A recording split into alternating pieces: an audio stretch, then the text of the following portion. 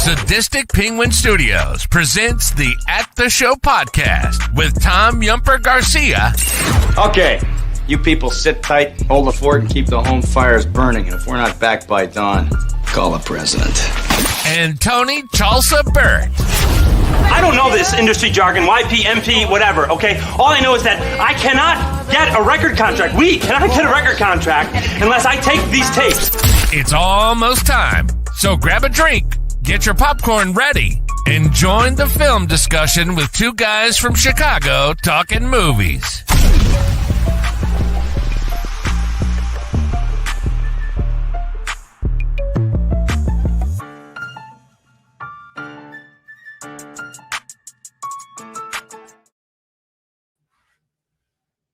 Welcome back to At the Show podcast. My name is Tom Yumper Garcia. I'm with my co-host, Mr. Tony Chalsa, aka Mr. Burton. Mr. Burt, how you doing, my friend?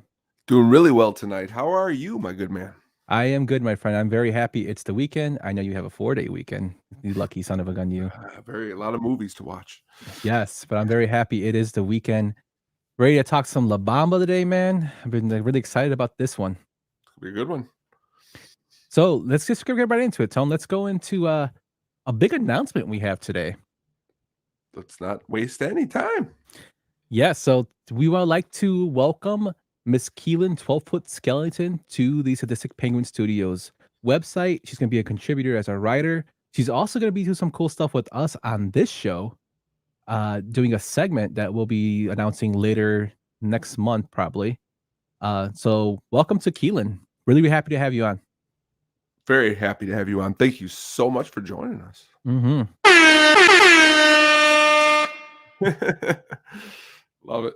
Yeah, so Keelan, be sure to look out for her stuff at sadisticpenguinstudios.com to get her articles. Keelan's a big wealth of pop culture knowledge and films, so she's also hilarious.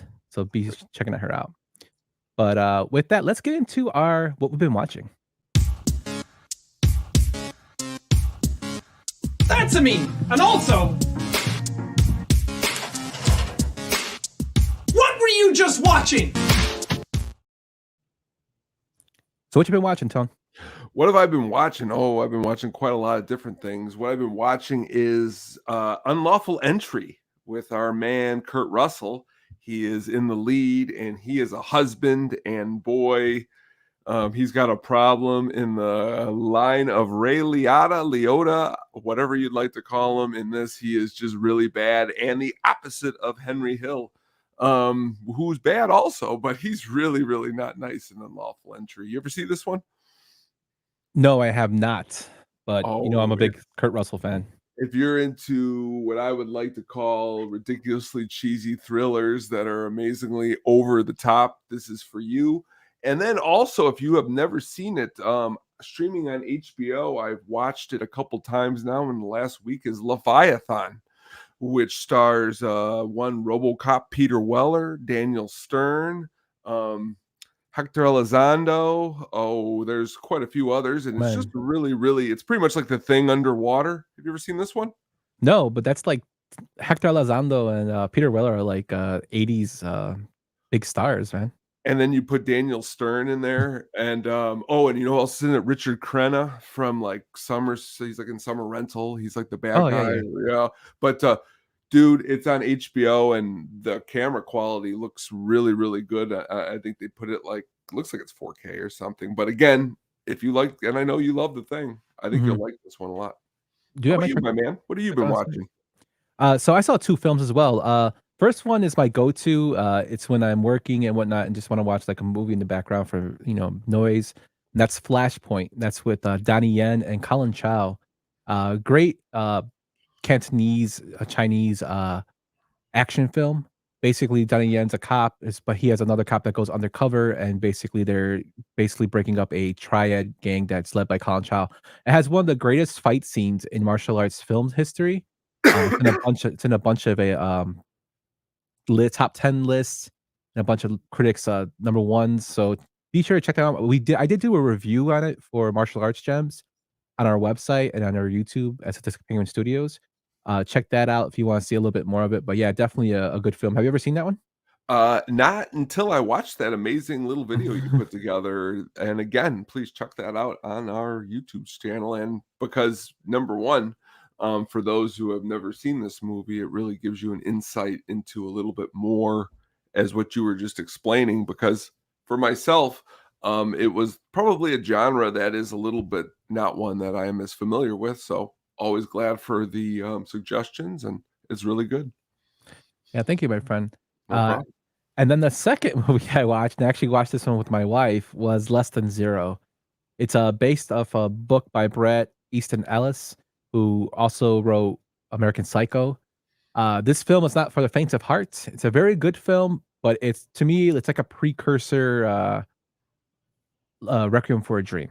That's probably the best way I can describe it. Robert Downey Jr., I think, masterfully shows how much talent he has as an actor in this film.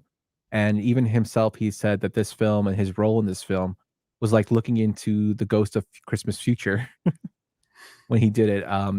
Very tough watch. My wife thought it was a very tough watch. It's a very good movie, but I definitely recommend anybody that has seen Requiem for a Dream and wants to see something else like it, more of an 80s version, check this one out. Jamie Gertz is in it. Also Andrew McCarthy, who you might remember from Pretty in Pink. Like he was like a big 80s like heartthrob back then, but it's totally worth it and depressing. Have you seen this one? Yes, actually, about 7 years ago, me and my wife also sat down and watched it for the very first time, and bought the same review she had as your wife had. Really good soundtrack. Really, Bret Easton Ellis, everything on the screen, pretty much that has been from his book to the screen, I've enjoyed. And as you stated, a really tough watch, but that doesn't mean it isn't a good film, and it is a really good film. Yeah, very, very hard film to watch, but you know, sends a good message. It does. But that's what we've been watching. Let us know what you've been watching at Twitters at the show pod, or you can check us out at our individual Twitters at the Little Yumper or at the Sugar Baggy. But we have another segment that we like to plan with one of our special guests that comes on from time to time. I know everybody loves him. He's everybody's favorite mailman. Let's get to our Mailman Jack segment.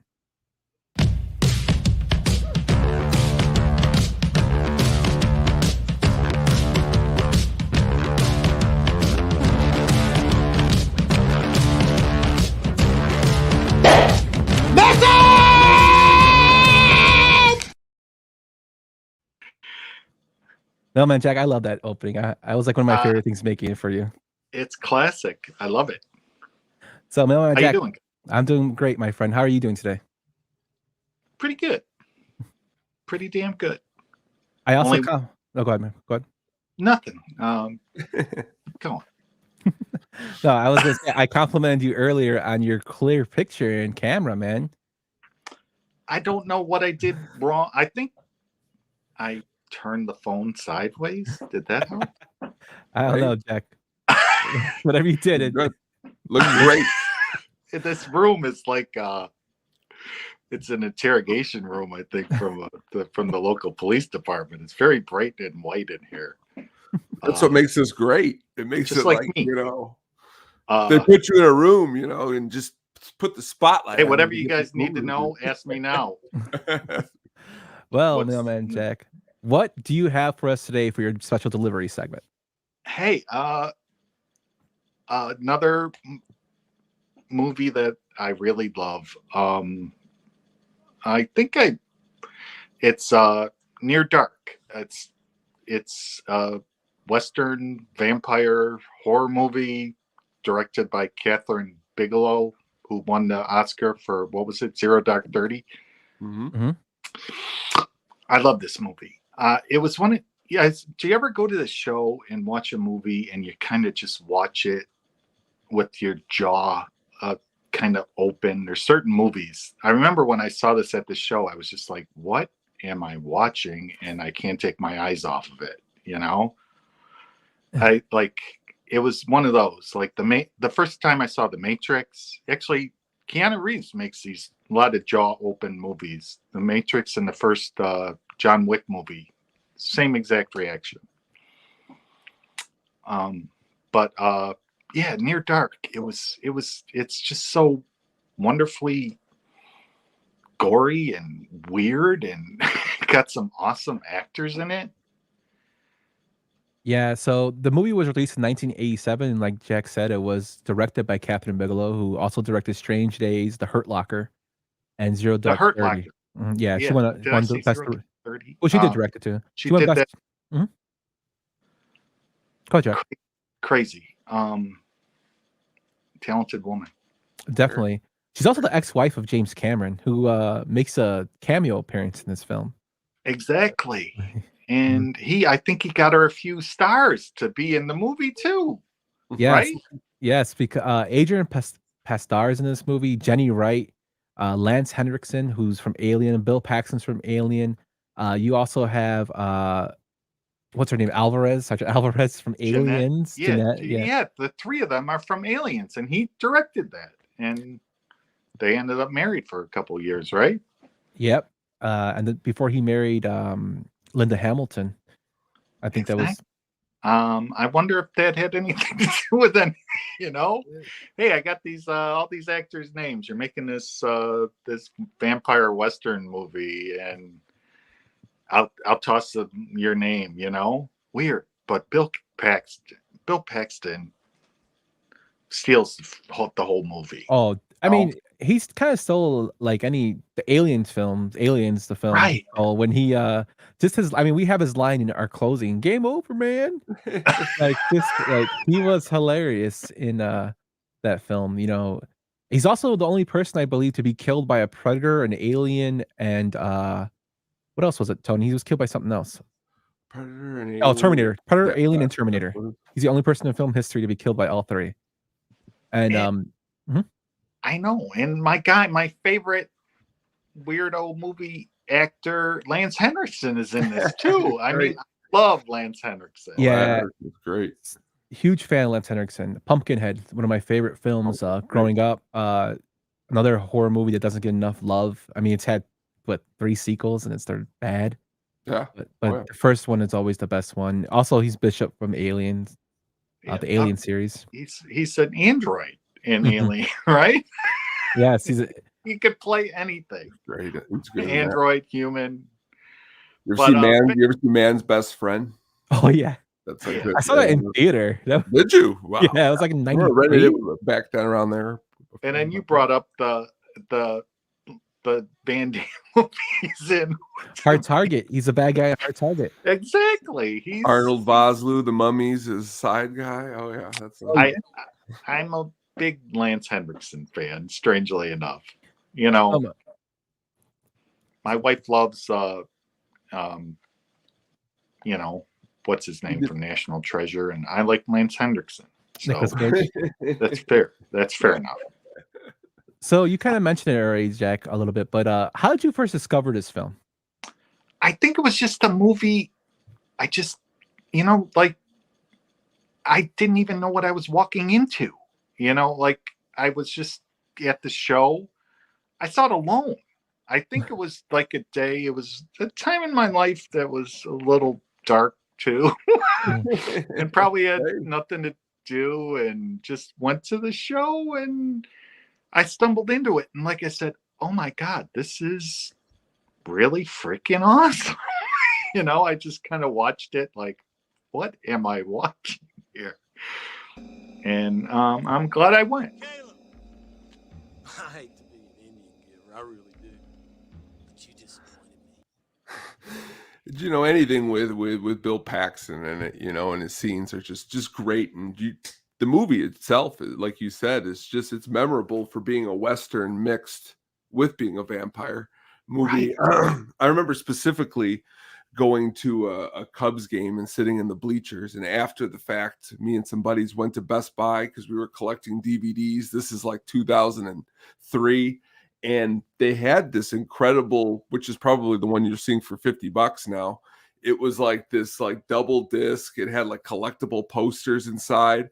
We had never seen the movie, but this box was so cool that we bought it, and it didn't disappoint. It's definitely a cool movie, and it kind of holds up.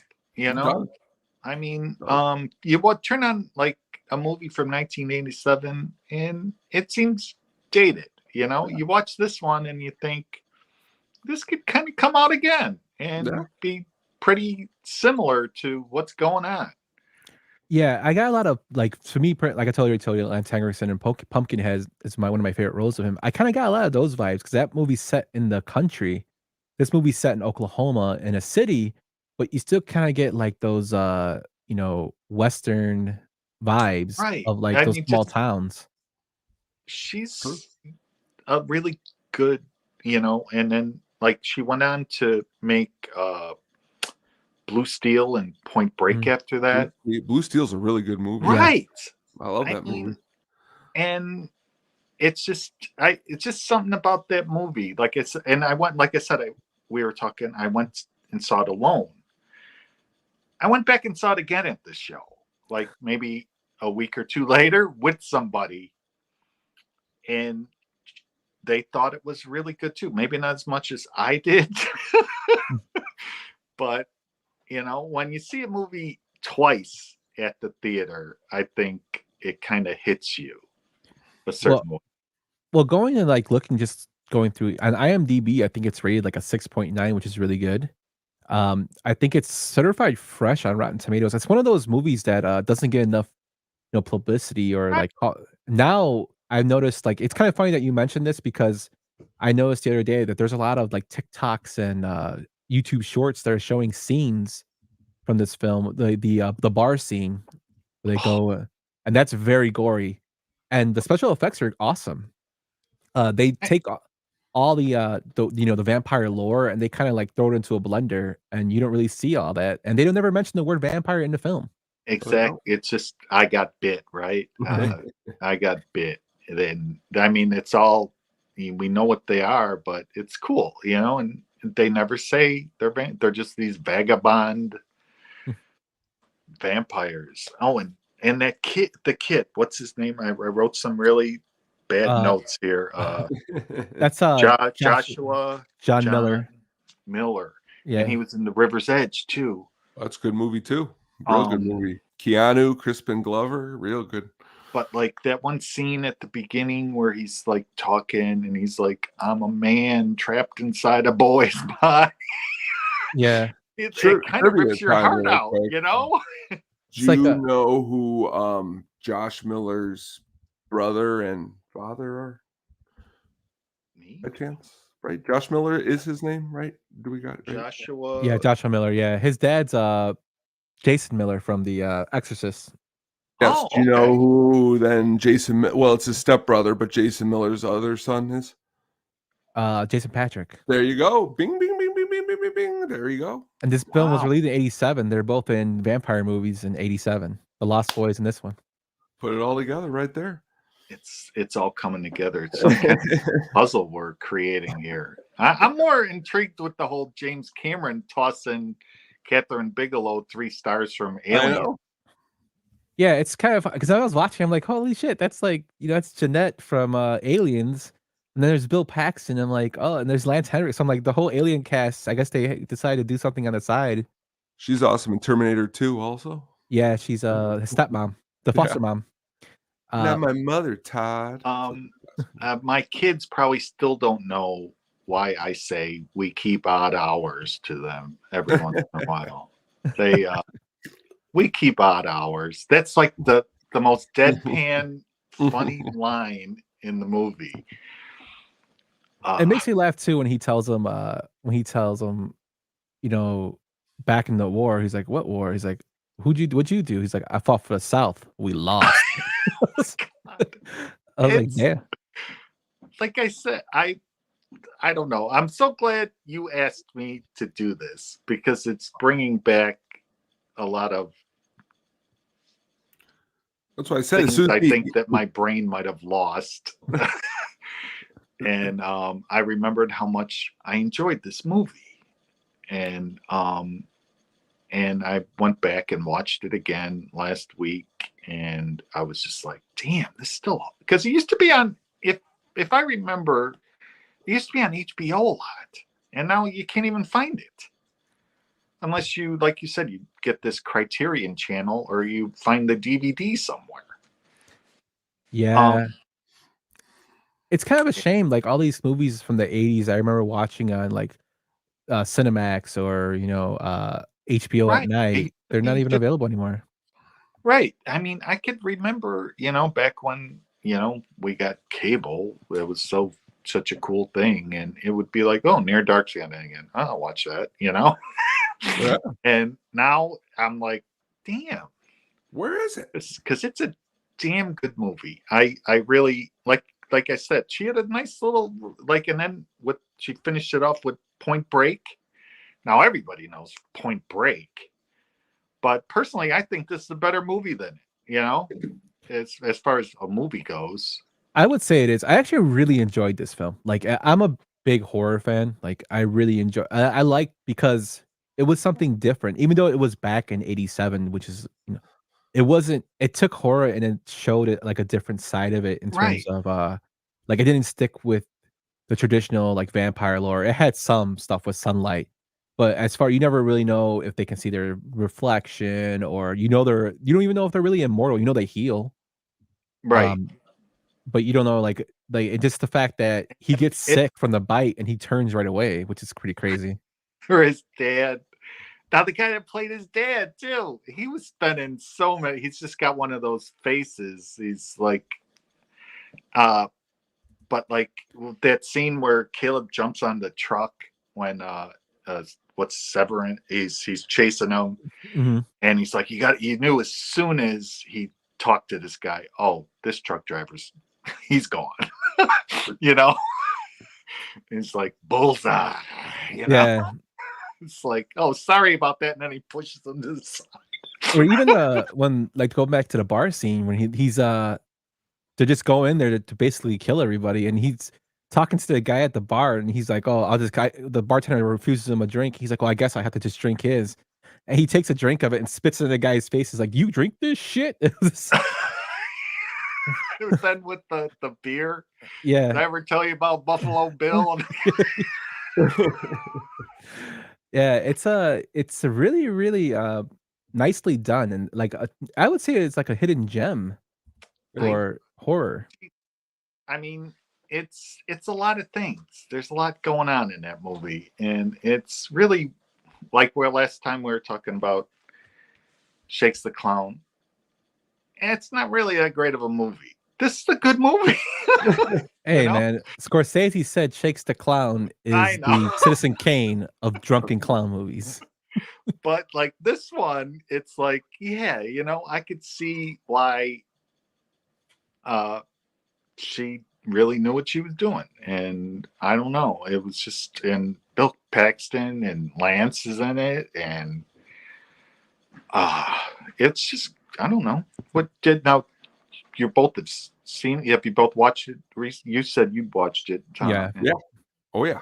But like, I don't know. I'm glad I actually like it now more. It's a movie that the more you keep watching it, the better it keeps getting. I think you realize how good it is. It's just something I thought it was pretty cool. And then, like I said, and then Blue Steel came out, and it's like, oh, it's that same director. And then I went and saw Jamie Lee Curtis is good in it, and what Point Break after that, and then it was just like, wow, and then she kind of stopped, and then she hit her stride again and won an Oscar. But it's pretty freaking cool, I think. And so the character of May, it's played by Jenny Wright. Right. Tony or Mailman Jack, do you know what other movie she was in that we really enjoy? You're talking about Young Guns too? Yes, I knew you would know. Oh yeah. Dude. All right. She's the bordello owner, and she tells, "Kiss my ass this time, kiss my ass." She rides off. When I saw her, I'm like, "Holy shit, she's from Young Guns."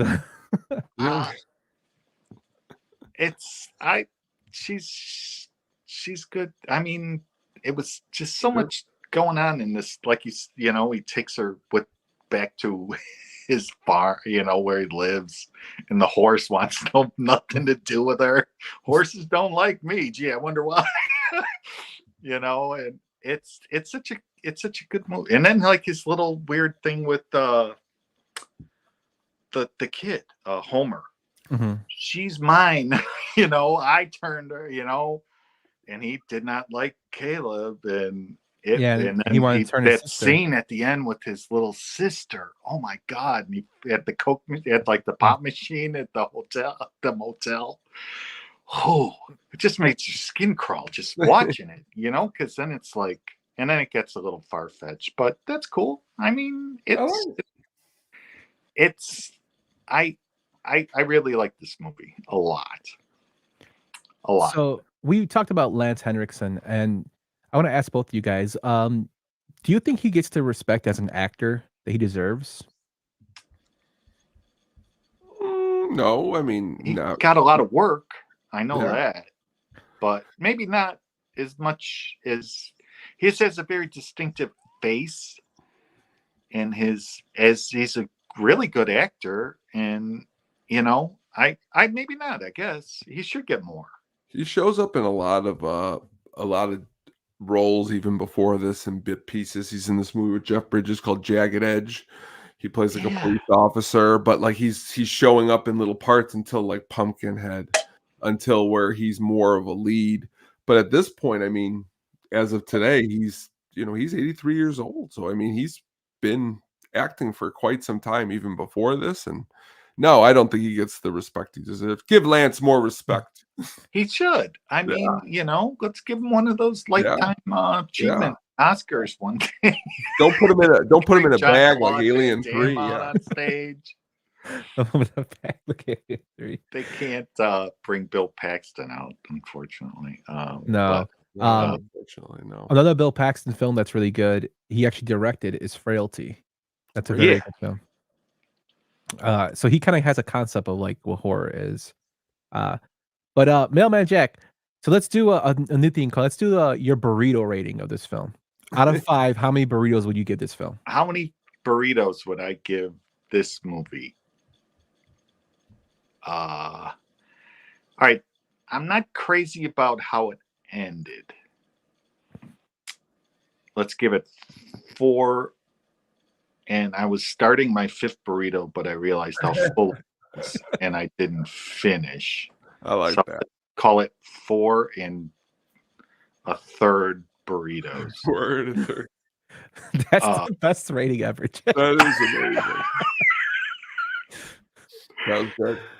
Sometimes, you throw that burrito out the window, it hits Jack Black riding his motorcycle. True. And this burrito is making me so whoa. And then he punts your dog. That was, I mean, I thanks, I've said it a million times. Thanks for asking me to do this, because I've got so many things in my head. If you need me to do this until we're both deep cuts and deep movies, I got records thought about, and other weird movies, and whatever. Bring it on. I'm here for you. We'll take you. I sent out. Do you still call it a tweet? My wife and I were watching just the mannequin before I came up here to set up my beautiful new camera stuff. And even you turn on some of these movies, and like Andrew McCarthy's in it, and James Spader. It's like, oh, these guys were in better movies together. Oh yeah. Than this one. And the mom from Golden Girls is in it, and Kim Cattrall. It's like, what the hell was going on? How much drugs happened while they were making this movie? That was Mannequin 2. They had to do all the drugs for Mannequin 2. The awful sequel. All right. Speaking of drugs, did you guys watch that documentary about We Are the World on Netflix? No, I haven't gotten up on my schedule to get. Oh, check it out. Yeah, I've heard some things. I've heard some rumors, some things. It's a lot better than I expected it to be. And I was just thinking there had to be a lot of drugs going on because the whole thing took place after the American Music awards, Yeah. and then they stayed there all night. Yeah, that's And true. yeah, tell me, maybe next time we talk, you can tell me what you think if you saw it. Oh, But definitely. it was pretty cool, and Huey Lewis and Al Jarreau kind of made the whole thing. It was pretty cool. Yeah, I'll definitely check it out. I know Zoe has mentioned it about the Wailing Jennings story where he Oh, was upset. So uh-huh. I might check it out. It was pretty. It was good. It Mhm. was a lot of fun. It was some funny stuff. And then like, what totally blows you away is how good of a singer Steve Perry is. I mean, we all knew he was a good singer, but like when all these other people are like, "Oh, Steve could sing," you know, it's good. Check it out. We'll do. At least I enjoyed it. Oh, yeah. I will. You know, I will. Yeah, Tony. Anything with music, Tony will definitely check out. I'll enjoy it. There was a lot of going on, and then unfortunately Prince didn't want to be around that many people, I guess, and he wasn't there because that would have really put it over the top. Definitely. But what else did I want to say about this movie? My ADD meds wore off. Brain's going in a lot of different directions. I don't know. Just the whole back to this movie, like the whole thing with Lance and they were like the mother father figure in it, and it just amazes me to think how people write this stuff. Yeah. Well, yeah. I mean, there's a part where they're driving, before they get the guys try to rob them, and they're Right. reminiscing about when he bit her for the first time. Right. He's telling her about how he had a flat tire and he turned her that night. It's just crazy, like how it's, oh yeah, I bit you, and now you gotta kill people for blood, and they're in love. And even when they're like, I don't want to spoil it, but towards the end, she tells them, "Oh, great memories, fun times." I put a little GIF out up there from this morning of how Homer bites the dust. Yeah. There's so many great scenes in that movie. I recommend it if you guys want to sign up for Criterion and then dump it the next day to watch it. Yeah, Or 7-day if trial, going to guys. Do the it. discount bin at Target and it's $5, buy it. It's Do worth every penny, even with tax. Even with tax. But with that, Jack, thank you so much for coming on. We always look forward to hearing your obscure films and movie and music thoughts. Amazing. We're definitely going to have you on again for your segment, and you brought a good one for this one. So you had 2 home runs the past 2 segments, my man. Oh, all right. And now I got a taste for a burrito. Thanks a lot. Thanks for giving my new rating scale. Hey, guys, anytime you need me, I'm here, unless I got something else to do. Okay. Awesome. All right. Perfect. Thanks, Jack. All right. I'll see ya. Take it easy, man. Mailman Jack, a national treasure, right there. That man, best calves on Twitter. That film was actually, I really enjoyed that film. Tone, like he picked like I said, he hit a home run on that one. He really did. I really enjoyed that one. It's a deep cut classic. Mm-hmm. Definitely a deep cut. So if you haven't checked it out, like Jack said, you can check it out on the Criterion channel, which is an app you can download on your phone or iPhone. It's free for 7 days, I think after that it's $11 a month. You can check that out, and you could cancel if you want. But I was looking; they have a lot of older movies in there. But yeah, definitely worth it. All right. But with that, my friend, let's get to our main event of the evening. Thanks to Mailman Jack for doing his segment, and he'll be back again. But our main event of the evening is the 1987 film La Bamba. So, Tone, tell me about the first time you saw this film. Ooh, the first time I've seen this film was about a block away. A friend that I had made in elementary school around 4th grade. I would go over to his house all the time, and he'd watch 2 movies, or we would watch 2 movies. At first, it turned into these were the only things we would watch. It was La Bamba, and it was Jaws 4. And La Bamba has stuck with me ever since that time. Every piece of it. This review that we did this time around, it was just really tells me what a great movie it is. It's a lot more than just a musical biography to me, and we'll get to that as we go along here. Yeah, and it is a musical biography, but some of the scenes in the film are dramatized. But when doing research for this, which I will go into the development in a second, I found a lot of nice, cool stuff that the director and his brother, Luis Valdez and his brother Daniel Valdez, really got a lot of good information from the family. But I'm really looking forward to talking about this. It's one of my favorite movies when I was younger. My brother's favorite, one of his favorite movies. I'm not really a big fan of biopics, but this one is a movie that I'll constantly watch no matter what when it's on. It really got me into my love for Lou Diamond Phillips as an actor. And then of course, he went on to do Young Guns and Stand and Deliver. Those are like some of the films I liked a lot with him. Uh, it's just Isai Morales has basically put him on the map after Bad Boys.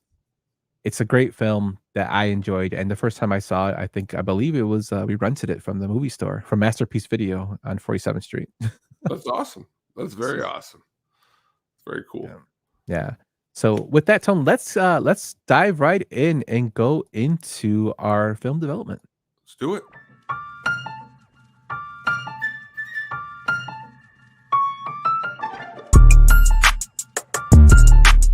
In my thoughts, I use the technique of positive visualization. So before the release, Richie Valens, who the film is based off, was one of America's most unknown rock stars. He wasn't even mentioned in the Rock Encyclopedia by Lillian Roxon, which is kind of ridiculous considering that even though his career was short, he did take some kind of an impact in Chicano rock. Tony, I know you're a big music guy.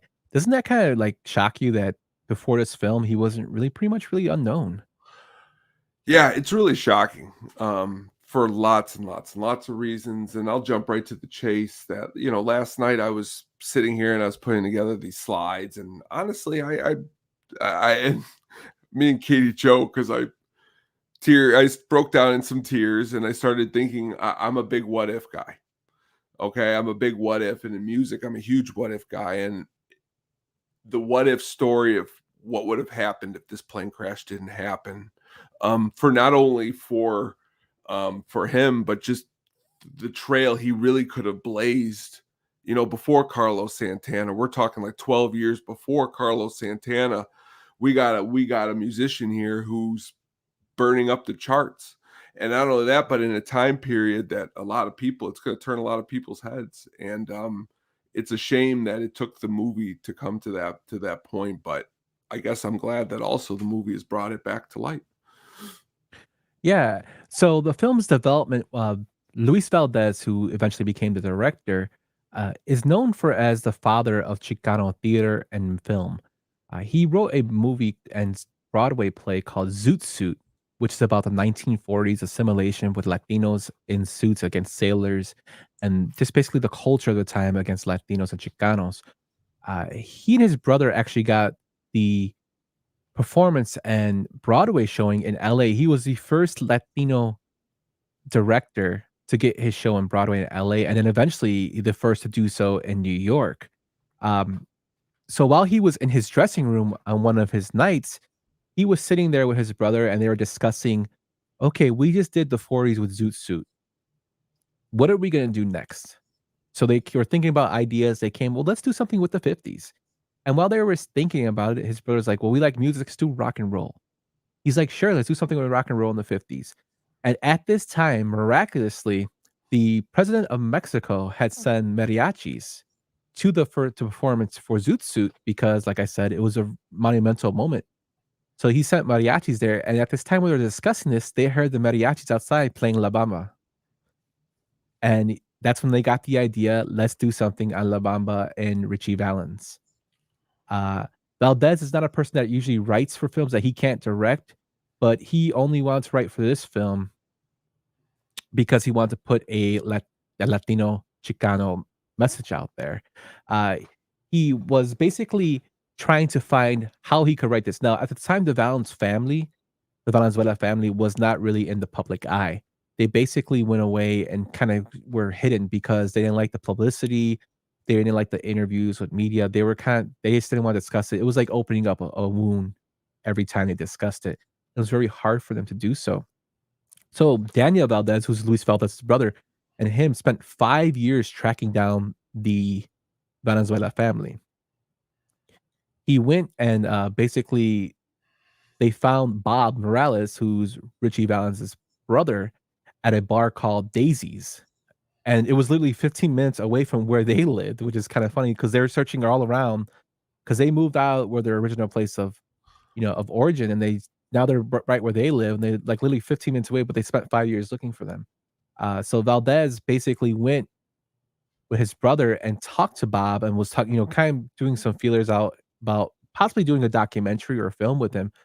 And Bob's like, sure, yeah, we can do it.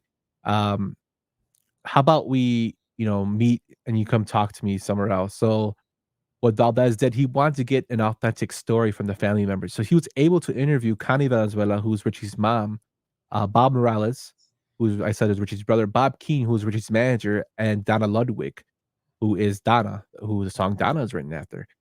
What he did was he had a video camera and interviewed them for an hour. What was the song called? Donna.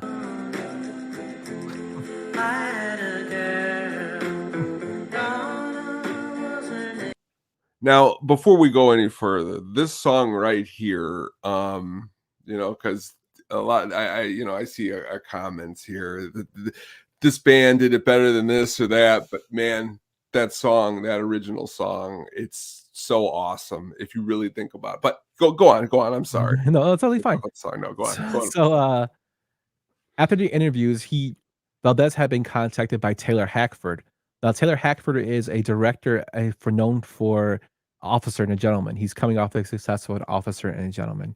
He also went on to direct Ray, which won Jamie Foxx an Oscar, and one of my personal favorites, Blood In, Blood Out, who me and Chirizi constantly talk about, and Brian as well with Popeye Cerveta. One of a Mexican prison movie, but it's hilarious in certain terms of it. Taylor Hackford actually bought the portfolio of the Valenzuela family from them, and he wanted to make a film about it. Knowing that Valdez was doing this research, he hired him to write the script for this film. So Valdez was hired as his writer for screenplay and script.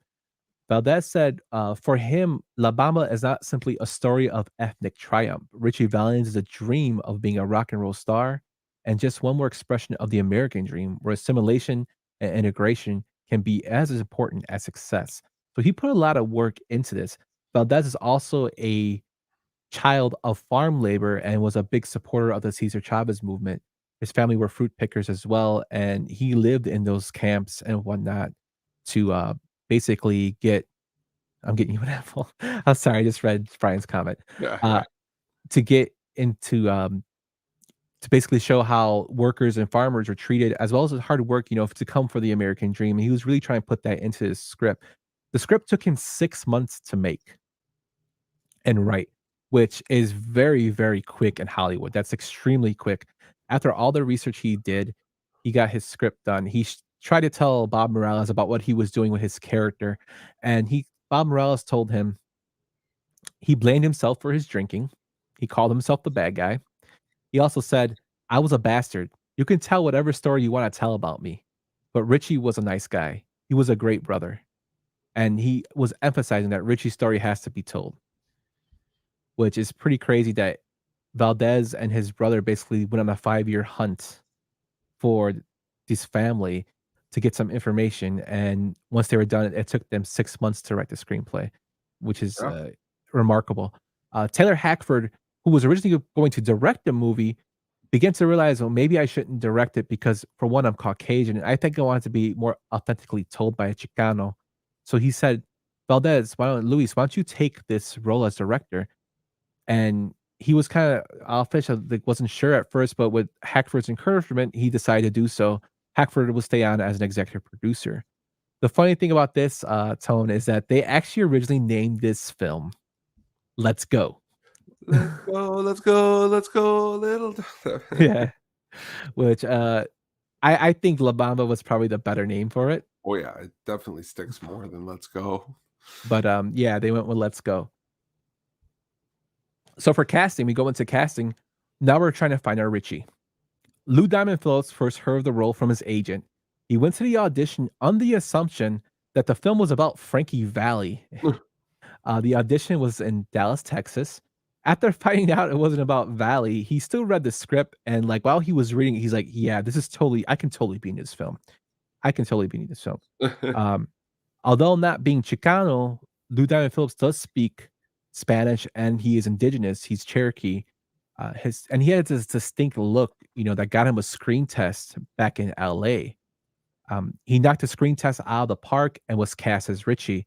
Now there was a lot of blowback for this because Lou Diamond Phillips, again, he isn't Chicano, but Valdez, however, remembered that Richie was Chicano and Yaqui Indian. So something his mom was super proud of. And if you remember in the movie, she says, "My grandfather was a full-blooded Yaqui Indian." Like she was very, very proud of it.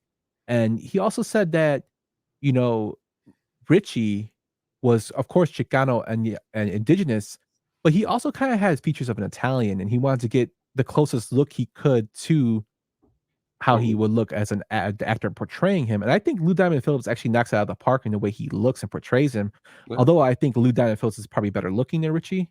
But you can see the similarities of how they look. And I think he was, yeah, thank you, Jack. He was perfect for the role as cast.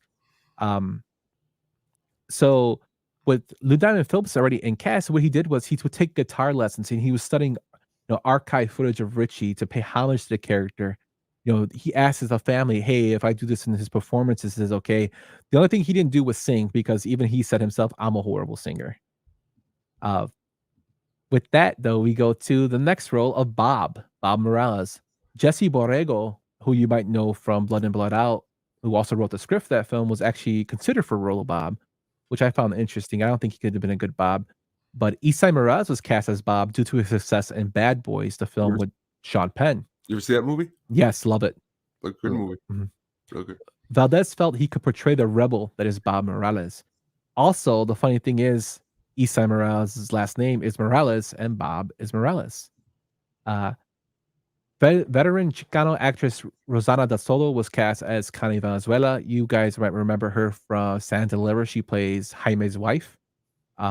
Joe Pantoliano, a character actor, aka Joey Pants, was cast as Bob Keane, and we love some Joey Pants on this podcast. Do love Joey Pants. Yep. The late Elizabeth Pena was cast as Rosie Morales, and fresh off the teen comedy My Science Project, Danielle Von Zernick was cast as Donna. I have that DVD around here right in front of me. I'm sure you do. When I was writing these notes, I'm like, I'm pretty sure Tony has seen this movie because I never saw it. We'll get to that at a later date. But another thing that was really great about this film is the music. Now, the music is all performed by Californian band Los Lobos, and this was per request of the Valenzuela family. So I know Brian came out and said that the Los Lobos versions of Richie Valens songs are better than the Richie Valens songs. I don't know. I think Los Lobos is a very good band. I think they did a good job. I like the original more. That's just me than the cover, but like they were perfectly done, cast for this film to make the music for it. I could talk about Los Lobos for 72 hours in a row because I love Los Lobos. It's more of the fact is it's like saying, a power tool's better than just a hammer. Yeah, it is, but how about all the years the hammer worked and the power tool wasn't around? That's kind of how I kind of look a little bit with Richie again, under the radar. And again, come on now, like this is 1950s, like nothing in the 50s instrumentational wise, I don't know, could beat the instrumentation of what Los Lobos is doing for the same songs. I could be wrong, but then again, it's all left for different interpretation.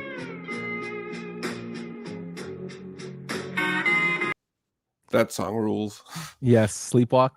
Yes. But with that, Tony, you actually let us right in. Let's just go in straight into our film breakdown, my man. Let's do it. See the arc? He starts down here. He ends up here. Where's my arc, Paulie?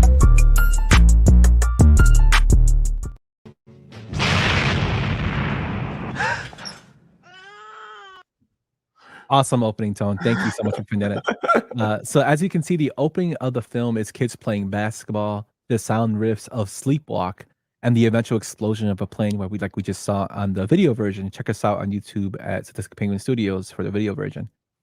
And Richie awakes from a nightmare.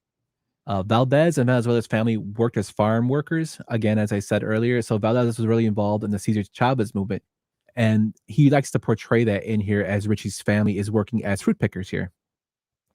We then see the appearance of Bob. And I love Bob's riding his Harley, and they have the crawl of La Bamba come up as he's riding it. Bob looks like a badass. It's just to me, it's like an iconic scene to have this character, and a character that, although he's not the greatest character in person in the film, morality wise, he's awesome. And like so many memorable quotes from him. The performance is great. He's actually riding a Harley that was dressed up as an Indian motorcycle. But I thought they did a excellent job of, kind of portraying Bob, the character here coming in as he rides into camp. And we also see the introduction of Connie and Rosie. The run up the hill scene is also shown here with Richie carrying his guitar. They have the brotherly love moment where Richie explains like he always carries his guitar everywhere. And you kind of see like how they have a really good relationship in terms of them two, as brothers, and there's like a really good love for each other. Bob, you could tell, is a little bit of a rebel. Richie is more the goody two shoes. We later find that Bob is doing some illegal stuff and he just got out of jail. That's why he just came up to this camp. But it's like a homecoming for him. We also see that Bob and Rosie, who Richie has a crush on, hook up. And Richie is heartbroken as he was interested in Rosie. Bob tells his mom he has money to get them out of this shithole, and he promises this big house to them. He shows her the money. She's like, "Where'd you get it?" He's like, "I was working." The way he's crying is like his anger in this film makes me laugh so much. By Isai Morales. Oh, So they agree to leave and go, to their new home, and Richie and the family are leaving. He kind of gives Rosie the cold shoulder because he's upset because her and Bob hooked up. And Bob kind of tells Rosie, "Come with them." And Rosie's looks like, "Oh, my dad wouldn't like that." And then she decides just to go, where her dad's screaming at her. Do you know who played Rosie's dad? No, who was it? This is another great callback because he's played by Tony Gennaro, and Tony Gennaro is Miguel from the Tremor series. Oh, nice. So when I saw it when I was rewatching this, I'm like, "Oh my god, it's Miguel." How about we use a tractor? Tractor makes noise like that. Me and my brother always quote the Tremors Miguel. He's like one of our favorite characters. So they leave for their new lives now to a better life without having to work on the fruit picking camps. We shoot to 3 months later, and the big house they were promised is a shack, and this place is completely run down. It's very, very badly, it's all paint's coming off. The wood is old. You could tell it's not really the greatest upkept house. Rosie and Bob live next door in a trailer home. And we learned that Bob isn't really home much, which, I mean, it's not surprising. So with that, we get to another main character that has a big influence in here was the introduction of Donna. And Richie automatically, when he sees her, says he's in love with her. Which I think is hilarious. Like Richie seems to be a person that falls in love very quickly. Yeah. Oh yeah. just a little bit. We later find that Bob has been selling drugs as he shows his friend Mexican Ed. And Mexican Ed is played by Mike Moroff. And we know him from Desperado. Ooh, Also, yeah. he was just in From Dusk Till Dawn. He's one of the bodyguards at the end with Christos. And I think it's hilarious that 3 weeks in a row, we've had Mike Moroff in some role on the film, which is funny. Look at that. I think he deserves to be on here. Yes. Then we go into the famous audition for the Silhouettes. So Richie goes to audition for a band called the Silhouettes, and that's where he meets Rudy, who is playing a horrible rendition on the saxophone. The Silhouettes, I think, is a really cool, ensemble of a band. If you notice, there's all different ethnicities. There's African American, there's Asian American there, which I thought was pretty cool. He busts out his old amp and he sings the song of "Rip It Up" by Little Richard, Oh yeah. which I think is excellently done. Brian says Rudy is the worst. I know he is the worst. He knows what's best for the Silhouettes. The singing for Richie was done by David Hidalgo of Los Lobos. So, like I said, Lou Diamond Phillips did the guitar training and whatnot, but he didn't do the singing. He was a horrible singer. So as we cut to Richie gets into the Silhouettes and he comes home. It's kind of funny. He comes home to tell his mom that he's in the Silhouettes, and she's like, "That's great, mijo." And she's like, "What the hell is the Silhouettes?" Which makes me laugh, like watching it because she's so tired from her shifts. We also find that Bob gets high with his friend Mexican Ed, and he gets to a fight with Rosie. It kind of shows the character of Bob, how bad he is. He's never home. He's a troublemaker. Rosie tells him she's pregnant, and Bob says probably one of the most hilarious lines and dumbest lines I ever heard. "It's not my first or my last." She kicks him out of the house, and that's when Richie tries to intervene, and Mom says, "No, it's them." We cut to Richie going to Donna's house to walk her home. Richie invites her to his garage party where the Silhouettes are playing. That's when her dad comes home, who's a used car salesman. He asks her, "Is Richie Italian?" Which is funny because, like I said, Richie was sometimes looks portrayed and asked, was he really Italian? And like we said, Valdez said he looked Italian. This also shows like the bigotry among Caucasian Chicanos. Like later we learned about that with they don't want their daughter dating anybody of different ethnicities and whatnot. Uh, the dad, it's kind of funny. He's played by Sam Anderson, who you might remember as the principal from Forrest Gump, who has sex with Forrest's mom. He's also Dr. Jack Kaysen of ER, and he's another principal in Growing Pains. That's Principal DeWitt. Mike's principal from Growing Pains, which when I saw him, I'm like, "Oh man, that's Principal DeWitt." I still call him Principal DeWitt because I used to watch Growing Pains a lot when it was on reruns. Then we go to the garage party, and this song makes me laugh because Rudy is performing the horrible performance of Charlena. And it's just singing, "Charlena," like the way he sings, "I love you." Like his voice is cracking, it's just bad. He also does "Good Night, My Love," which is horrible. Uh, Richie gets pissed off because he did not get to perform, and you could kind of tell like the animosity between Rudy and Richie, as Richie's talent is kind of making him not kind of nervous and like he's jealous of him. Which I mean, how would you feel, Tone, if somebody came into your band and was just 10 times better than you?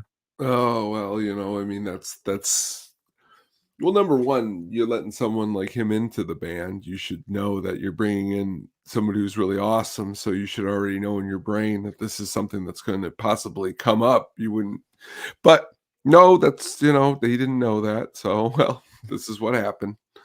Yes, and Richie's family's there to watch. Bob's there.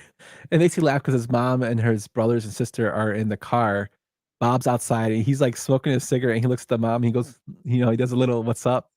And then when he doesn't get to play, he's like, the mom gets upset and she's like, "Oh, you're messing with the wrong one.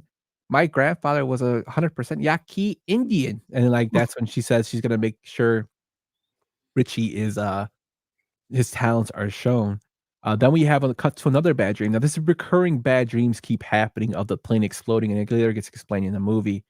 Um, Bob comes home drunk, and he is already kicked out by Rosie, and he sleeps next to Richie, and they have a funny little interaction with them two talking. But before they sleep, they talk about Steve, who was Richie's dad, and Bob's stepdad. And also, Bob says something like random, like, "We gotta get you laid." Like, it's about time we got you laid. And you can tell Richie is like such a goody two shoes. He's just like, let's just go to sleep. Then we cut to one of my favorite scenes in the movie, which is at Cowboy Palace. Richie goes into a bar that his father, Steve, had drank himself to death from. So we find out Steve was kind of an alcoholic. And do you remember what song he was going to play for them? Oh, why don't you let us know? Boney Maroney. That's absolutely right. And Bob has the best response. Boney Maroney for these shit stompers. It's a Western bar with a lot of Caucasians. He wanted to play Boney Maroney, but after seeing the crowd, he gets nervous and decides, "Oh, man, let's switch it up to Love It, Texas," where he plays Buddy Holly's, "Oh Boy," with Bob on the drums, which makes me laugh. Love it, Texas. Yeah. Yeah, and he starts playing, Bob tries to catch up, keep tempo, and then eventually he catches up. Everybody starts dancing and whatnot, and it's like a big hit. The, owner of the bar, who's played by Noble Willingham, who we might remember from Blake in Fire in the Sky. He was also the Border Patrol sergeant in the Born in East LA. Walker, Texas Ranger, he was a sergeant in, Good Morning Vietnam. Another great character actor. Uh, dances with the mom, everybody's cheering, and we cut to, the morning, and Bob and him are talking about Bob's trying to sweet talk his way into being in Richie's band. Like, "You don't need nobody, we can make a lot of dough, and I could be your drummer." And that's where Richie tells him, you know, you can thank you for helping me, but, just worry about Rosie." And he gets pissed and leaves. And that's when Rosie walks in and gives him the cold shoulder. That whole, like, dynamic of the relationship tone, like, makes me laugh because as she walks in, they're sitting there, and she's like, "Good morning, Connie. Good morning, Richie." And she just walks by him. You could tell he gets so pissed, like, he's very childish. He gets so pissed, and then he leaves. And that's where the mom was talking about renting out the American Legion room as Steve was a former veteran. She wants to rent this room out for Richie and have this big spectacular band performance. And, again, she's showing that Richie's the best, and, like, Bob basically has resentment for thinking Richie's the golden child. That's when she comes up with the concept, uh, Ricardo Vanzuela and his flying guitar. So we go up to the lead up to this performance, and this part really made me laugh because we see, them promoting it, but before that, he brings the band to the venue, and Rudy doesn't wanna do anything to do with it. He's like, "I know what's best for the silhouettes, Chino," which kinda makes me laugh. Like, so what'd you think about that whole lead up where he's like he takes him to the venue and, like, Rudy's, like, not going for it? Well, it's pretty much again, it's time to shed Rudy, I think at this point, pretty much is my feeling for Richie. Yep, and, like, as you say that, that's exactly what they did. They kicked Rudy out of the band, and they decide that the Silhouettes will perform there. Bob makes the flyers and passes them all out to his biker friends, which kind of foreshadows Bob's work as an artist because he was talking crap to his mom and Richie and them, like, "These look like shit," and she's like, "Oh, you can do better?" And he doesn't, and he's like, "I should have kept my mouth shut," as he's painting. But he passes them out to all his biker friends and tells them to hit up every liquor store, every bar. The mom does advertising on an ice cream truck, which cracks me up. It reminds me a lot of, the Blues Brothers when they're going through the towns with their big old, bell of a microphone, and they're they're promoting their concert. And they pay for the place with their rent money. So Right? then we open up to the performance at the American Legion, and I thought this was actually a really nicely shot, scene. The place is packed. They got a new sax player, and we first see the introduction of Bob Keane, who's played by Joey Pants, and he orders a 10-cent Coke. Like, Jesus Christ, man, 10 cents for a Oh, Coke? I'd Like, save so much money in my life if it was a 10-cent Cokes. That's I totally would too, man. Like, it's just watching this film made me think, like, man, how much cheaper stuff was back then. the whole movie though, as you stated, it's shot. I think the cinematography from the time Bob is coming in on his motorcycle, it feels the time period. It feels exactly what it's meant to be. And as you stated, the performances all are shot really, really well. Yeah. I It's mean, this just is back to earlier, Here's one out of Lubbock, Texas. Cowboy Palace. just the way he looks and the way that everything is shot. It's shot really well. Yeah, and, the concert that he performs, he does, "I Was Framed" as one of the songs, which makes me laugh because when he's doing it, uh, the mom's asking, "Where's Bob at?" And the person she's talking to, who's played by Daniel Valdez, is like, "Oh, I don't know. He didn't answer his, I've been trying to reach him, he hasn't answered." So eventually, as Richie is performing "I Was Framed," Bob walks in completely wasted with his biker friends. Um, And he's like, it cracks me up because he holds a bottle of Miller Lite and the no Miller Genuine Draft, and the mom tried to grab it from him. He's like, ugh. And then he like runs into this guy and bumps into him and screams, "Yeah, Richie!" And then he The eventually, dance he does as he's coming through. He's like, yeah, yeah. Then they have this. He fights with a man he's bumping into, and my favorite part is while this fight is going on, they're beating the shit out of each other. It's him, Mexican Ed, Bob's punching this Mexican. guy. Richie jumps off stage to defend his brother. And at this time, while this is all going on, the band is still playing. Yeah. Yeah, the saxophone player is busting out this badass saxophone It's solo. like the band's still playing in Dusk Till Dawn, Yeah, something from they're Bamba. breaking chairs over each other.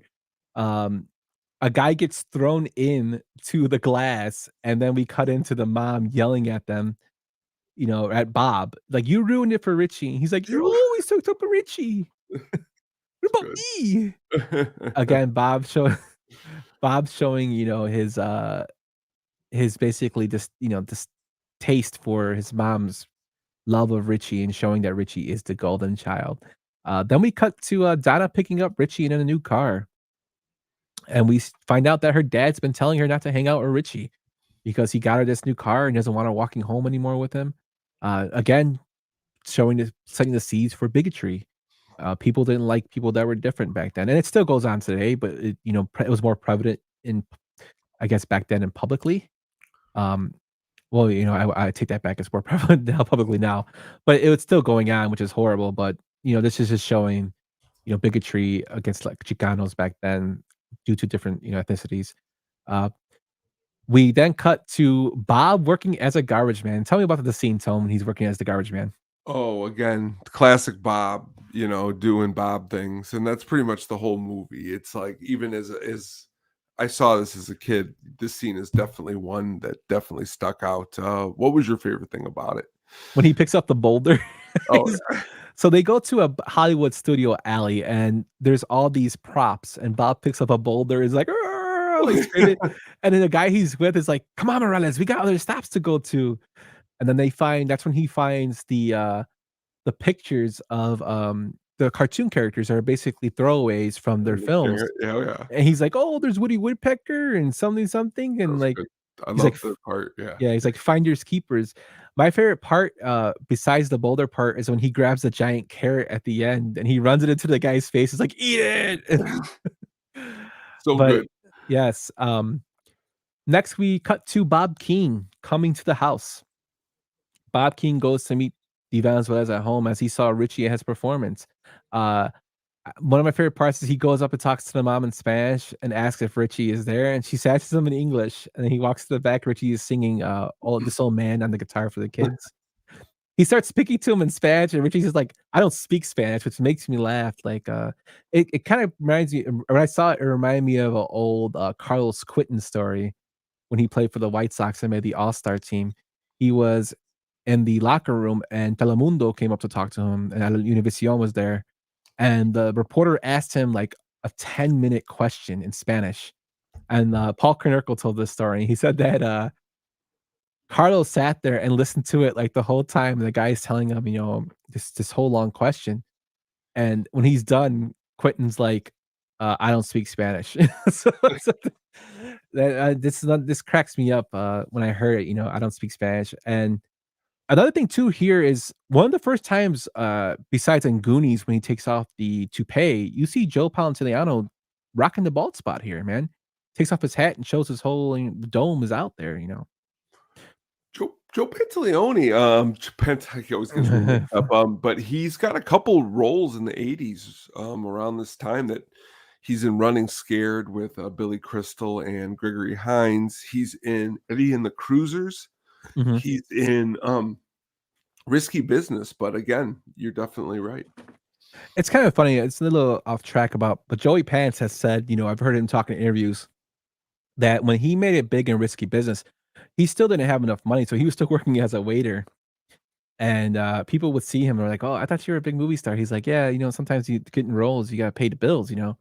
But he said his friends would tell him because he was in so many things in the 80s and 90s.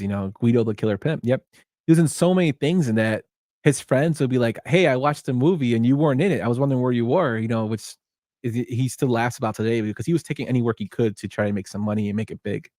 But one of my favorite actors, like that doesn't get enough talk about. No, he's good. Yep. So we then find out that Bob Keane went to Richie's house to try to sign him. He takes him to his recording studio, and when they walk down, it's just basically a basement recording studio, kind of like what we would do. But Richie's like, "Oh, this is the recording studio," and Bob Keane says, "The mics are good. I got the best tape processor here." And when he said that, defending it, doing research on it, it was actually true. He was using a Apex 601 tube stereo reel-to-reel machine and a pair of Newman U47 condenser mics, which would probably be sold for about $10,000 today. The microphones are actually still on the market for 4,200. So he was not lying about the gear he had. Uh, Here's another like pivotal part of the movie was when he says, "We're gonna record now. I want to record you," and Richie pushes back because Richie says, "My band's not here," which shows that Richie actually cared about the people he was working with. Bob tells him, "I can't use your band," and he says, "What's more important, your band or your music?" And Richie answers, "My family," because he knows his family is struggling. His mom's working a lot of work. They don't have that great of a house. They need money, and this is probably his best way to make money for his family. We then see that Richie had a successful date with Donna, and Bob shows Richie how he's been practicing, drawings to enter an art contest, which he eventually wins. We cut to another dream, and this time of the wreckage, we see him and we see his dead friend, him looking at his dead friend under the wreckage. We find out that Richie's friend was crushed by a falling plane. Even though he wasn't at the playground, he was at his grandfather's funeral. Now, this is a true story. The plane crash at Richie Valens School happened on January 31st of 1957. A DC-7 fell and a F-89 jet collided and broke in midair. DC-7 landed on the playground of the Pacoma Junior High School, now named Pacoma Middle School, while students were outside at recess. Everyone on the DC-7 was killed. Several students were killed on the playground. 75 people were injured, and Richie Valens was out of school that day attending his grandfather's funeral. This crash caused his fear of flying, and one of the victims was actually his best friend at the time. And it's a crazy line that's in this movie. He tells Donna while he's telling her about the plane crash. He said he wasn't there that day, but maybe he wasn't meant to die that day. And he said that's why he wants to be a rock and roll star, because stars don't fall out of the sky. It's a great line. Yeah, which I thought was awesome. Then we see the fight over Bob's career choice. He's trying to tell Rosie that he wants to be an artist. And she's like, how are you gonna pay for the bills we have? We have a baby on the way. And he gets pissed and runs outside. And the part that makes me laugh is that he's feeding a carrot, like I don't know if it's a carrot or a piece of corn to a rabbit, but he sticks it in tequila before giving it to him. And then he starts drinking it, and he asks to move in with Richie, which he says, "Yeah, but what are you gonna do when the baby's here?" And they kind of get into an argument. That's when Connie comes in while they're talking, and she tells him, Bob wants you to come down to Ghost Star next week. He's gonna try to sign you to Defy. He gets really excited. And he says, "Bob, tell mom about your art contest." We find out that Bob won $500 from the art contest. She's really excited, but she says, "Oh, that'll be good for the baby." He's like, "In art lessons." She's like, "Oh, well, congratulations." And she was like really happy for them. So we see a somber moment where like the mom and them all share, a nice loving moment between them. So before we go any further, Tone, like, as I'm watching this, like, do you sense that the mom has a little more favoritism towards Richie? Yeah, I mean, a little bit. It feels that way. I mean, and it's only probably because of who Bob was before he came back into town. It's tough to like separate just who Bob is. You know what I mean? Yeah, I kind of got that a little bit, and I think just a little thing she says. I don't think she does it on purpose. I think she loves No. Bob. I just think that Bob has done so many bad things that she's kind of like, Richie's a good kid, so she's trying to encourage him. We then cut to the recording studio where Richie does 60 takes of "Come On, Let's Go." That was the best.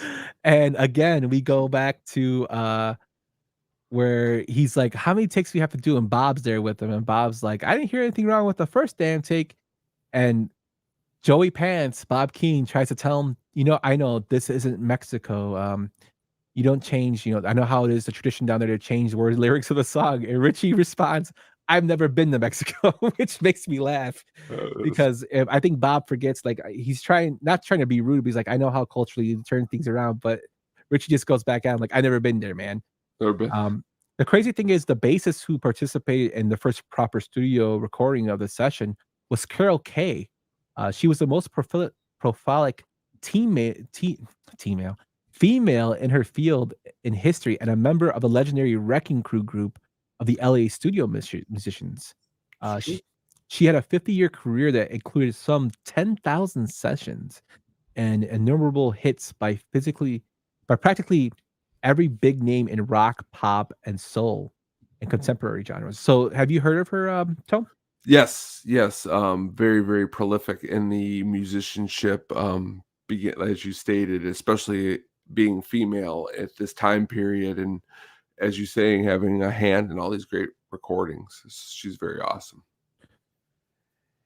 Yeah. So we cut to like the scene that Tony is showing. Richie's calling Donna's house, and Donna's dad is saying, "Oh, she's out. She's out on a date," and he gets upset. She gets into an argument with her dad. They get into a fight.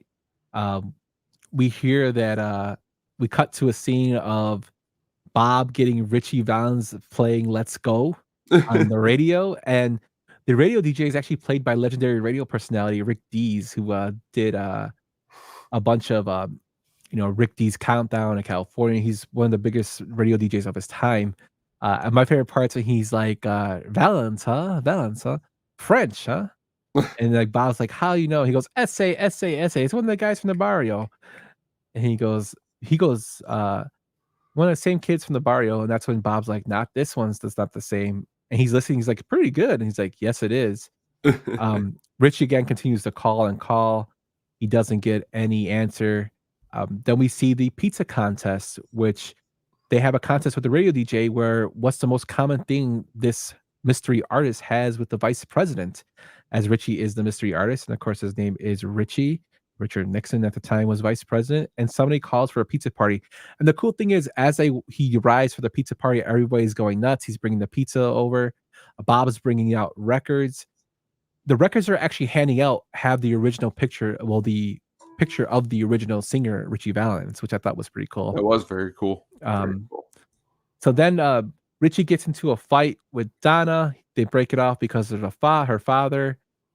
She finds out she's been going out with other guys. He doesn't like it. She tells him that he's never there.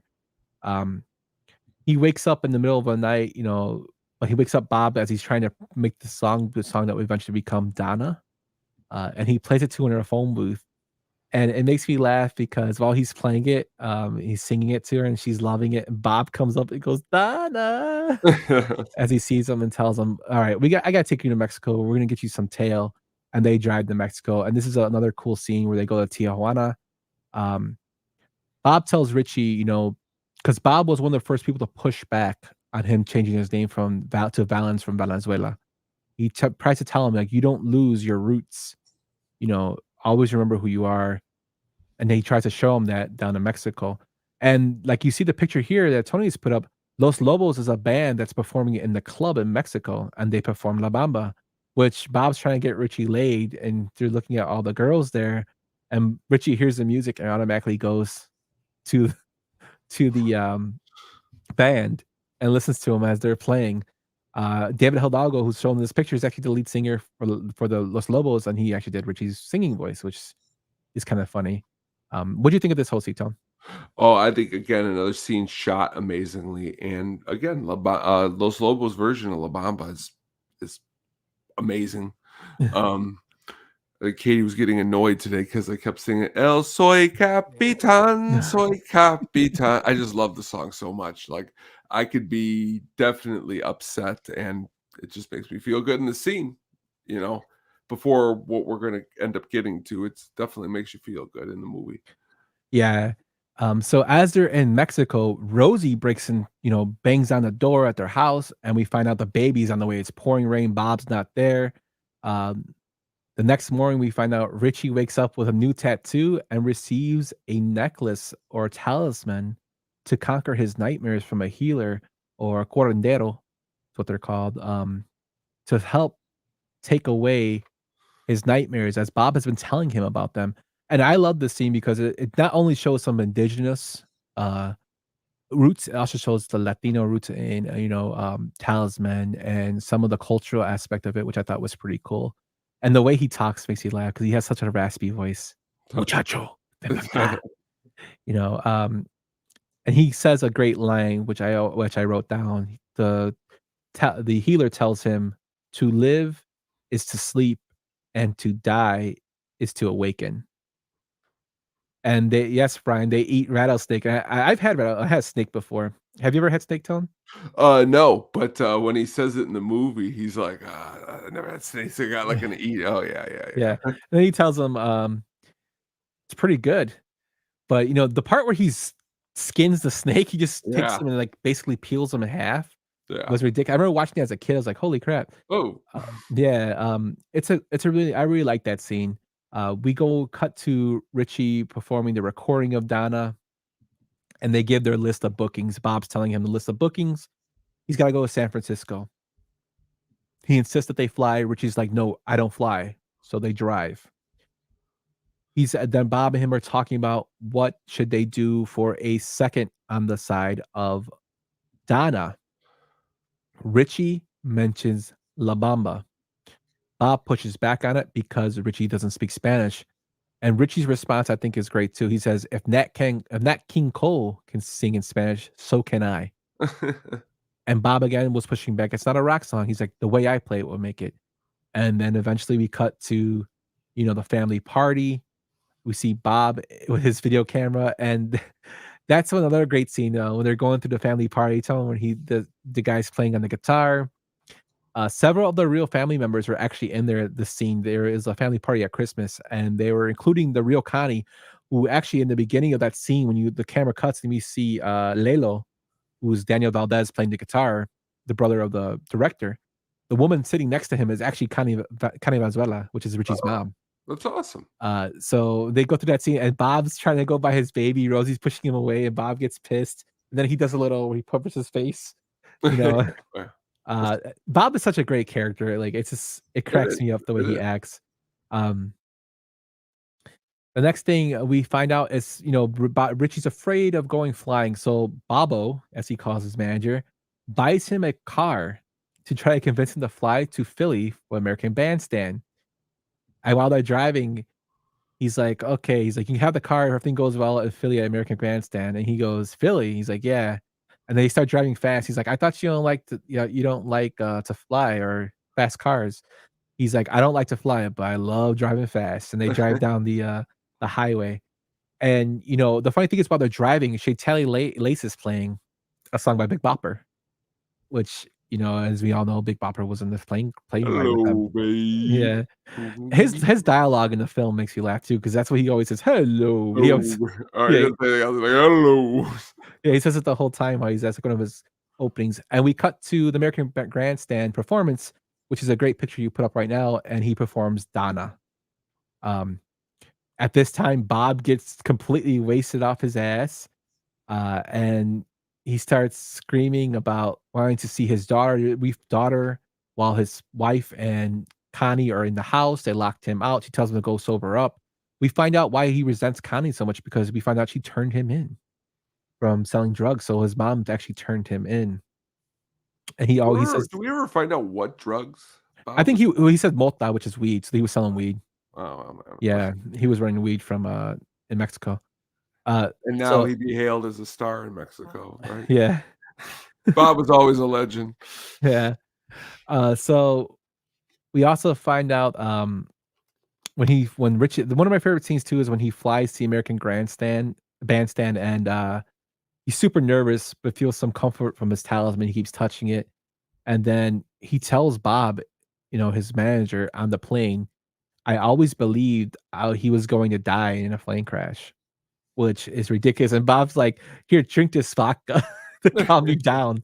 And he drinks it. And we see again performance of Donna. Before Bob gets into it with his family, we see that he was actually at a bar and he's watching the performance. The bartender turns it off and he's like, "Hey, that was my brother." He's like, "Yeah, and I'm your rich Irish uncle." It stays off. And he gets up mad. He goes and tears up his pictures because he's so upset with it. Richie is becoming famous. He goes back to school telling Donna he's not coming back to school. He buys his mom a house, and that's another great scene. As we have Bob outside and he's giving him the thumbs up and the okay sign, you could tell that Bob, his brother, is also, jealous and upset about her buying the house. And then we cut to the rock and roll show, at the Alan Freed show, where we see Brian Setzer as Eddie Cochran. What'd you think of that performance, Tom? Again, really awesome. Mr. Straight Cat, Brian Mhm. Setzer in the movie. Thought it was really awesome. Yeah, and the crazy thing is Eddie Cochran does have a background with Buddy Holly. He died little more than a year in a road accident while on tour in United Kingdom. He was 21 at the time, and he recorded a cover of the song Three Stars, which was a tribute to Valens and Richardson and Holly. He was actually really close to Buddy Holly, and some people say he never really recovered after, the plane crash. Um, at this concert, we also see Howard Huntsberry as Jackie Wilson. He My brother is a huge Jackie Wilson fan, and he doesn't really like this performance. And while doing research for this, I found out that Howard Huntsberry actually sang the cover to Jackie Wilson's "Higher" for Ghostbusters 2. Really? Yeah, which is pretty crazy. Huh. Um, I didn't think it was that great, the performance, but now that I think that the performance of Ghostbusters 2, I think was better than this one. But I mean, I think of it as like he was just in there to show he was in there, and they didn't really put that much emphasis on the character. But yeah, Jackie Wilson is the man. Uh, Sure. and then we find out while he's performing, Richie's talking to Eddie, and we find out one of the Belmonts got sick. Dion and the Belmonts, which is another great band from the 50s. Teenager in Love was probably their biggest hit. Richie performs La Bamba for the first time in front of an audience, and they all love it. Um, he performs, he gets a big hit.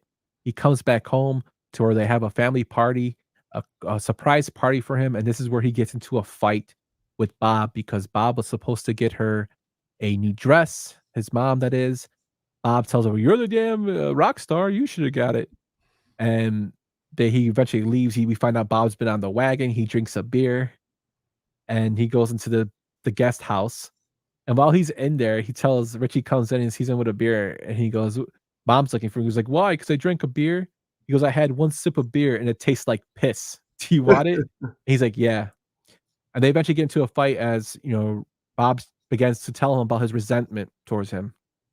His reason he thinks Steve basically set Richie to conquer the world and that gave him nothing because Richie was his son and he wasn't, and he felt favoritism was there. And Richie tells him, "You ruined your own life. Like nobody ruined it but you." And they eventually get into a physical fight where the talisman gets broken. What do you think about this scene, Tone? Again, powerful, especially when it gets broken, because it's almost like this bond in the moment that feels like it's broken and it can't be repaired. And you also know again where the story's heading, and you're like, is this the end? Is this how it's all going to end? So it leaves you a little bit feeling of, what's going to happen. Yep. And then we cut to Richie and Donna in a car, and he tells her about the issues, and she tells him, you got to understand it's kind of hard for Bob, and he tells her he will always love her.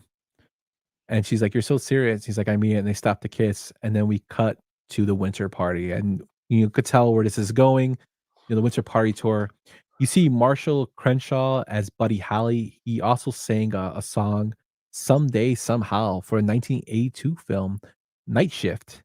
That was his biggest hit. I really liked his performance as Buddy Holly in here. Of course, I really like the Gary Busey performance as Buddy Holly in his film. But I like, this little rendition. We see Stephen Lee as the Big Bopper. He's also from War Games. And that guy said his talking, "Hello, baby." We see Richie, as we show in this picture, calling Bob, his manager, to complain about the heating system. Bob? You still there? Yeah, cabrón. And after that, he calls Bob, his brother, who's playing with his daughter, saying he's about to go to church. and they kind of make amends. And the crazy part is that Bob fixed the talisman and he's actually playing with it with his daughter. And Richie tells him, "Come meet me in Chicago. At the end of the tour, I really need some family around me." He's suffering from sickness, and Bob tells him, "Yeah." And I thought this was a real touching part because as we learn from interviews, in the future, Bob Morales really, really missed his brother. Like he was very close to Richie, and he felt a lot of blame, and guilt for the way that he kind of treated him. He loved. He thinks Richie knows he loved him, but it's just something that still is out there. I mean, it was his kid brother that passed away at 17, and I thought it was a nice little showing of Bob and Richie kind of reconciling before the eventual ending, which is shown by this picture. Since the bus was breaking down, the heat, it was cold. Buddy Holly, we learn, is lining up a plane.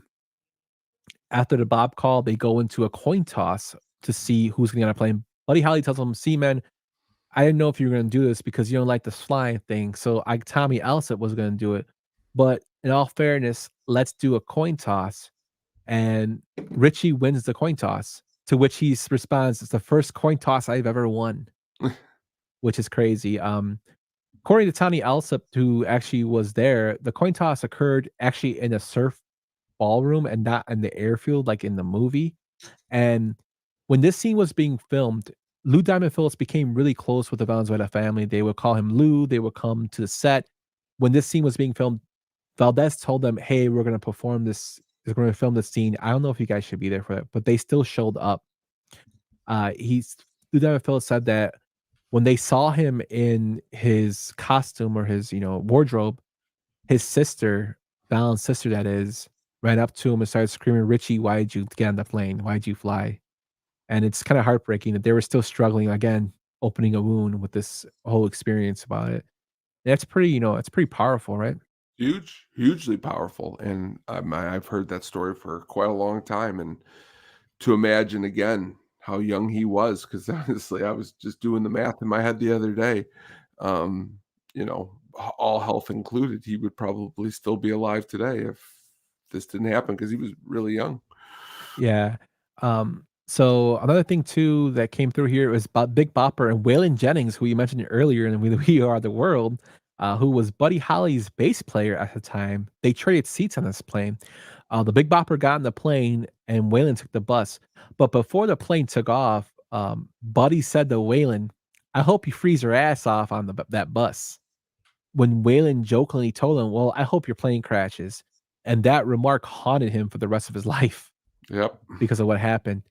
And the iconic line when they're in the plane and Richie is nervous, you could tell he's sick, they're flying, and Buddy Holly turns to him and says, "Hey man, don't worry, Richie.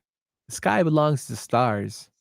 And we find out that they eventually perished from crashing. We hear it over the radio. Bob is listening while he's working on a car. Rosie comes out and says, "Bob, did you hear what they said about Richie?" And he's like, "You sure they said Richie?" And she goes, "Oh my God." Woodpecker. Oh, That's wrong. No, Woody Woodpecker wasn't on there. was not that seat. Darn it. Go on. Hey, put a little light on an unfortunate situation, right? That's all right. So he runs to Connie's house, and Connie is crying, saying, she's in shock, and they hold each other, and she says, "Not my Richie." And then Sleepwalk plays again as they go through the funeral, which is a very powerful scene as well. As you see the cars passing, you see Bob go to the bridge after the funeral and scream the famous line, "Richie." Such two things in this whole part is, number one, of course, is the mother. She's just Not my Richie! Bob, not my Richie! Not Richie! I mean, I think that's the part that got me to tear up yesterday, because again, the performance, it's there and you can feel it, but also I can feel, honestly, in that backyard, the scene and it actually happening, really. And then of course the other one, of course, is, as you stated, is the famous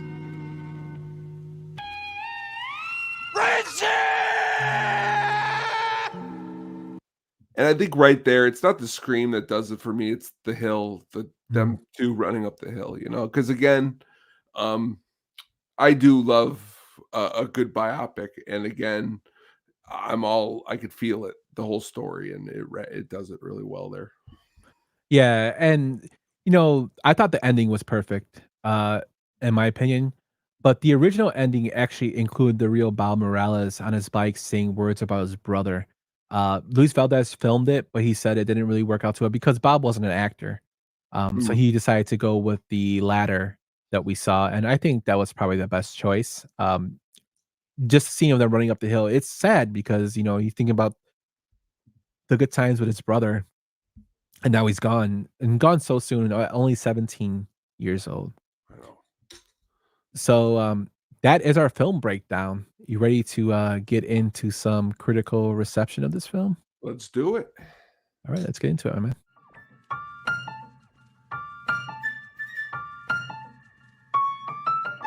You know that fat cocksucker says I look like the Shah of Iran? Who does? Tony. I never got that at all. So we go into our critical reception and fan theory section of our show. La Bamba made $54 million on a $6.5 million budget, which is a smash hit success. Like I said, critics loved it, including Roger Ebert, who gave it a thumbs up. Although he did say the character of Richie was a little bit too much vanilla and goody two shoes. Which I thought was interesting because Valdez later on will go on to say that this film does not get made without Bob Morales, because Bob Morales not only gave crucial information to the film to be made into a story, but also his character. Richie was always loved by everybody. Everybody he talked to said he was such a great person. He's like, you can't really make a movie about somebody that's so good. Like, you have to have kind of like that offset. And he said Bob was the perfect person for that. The character of Bob, which I agree.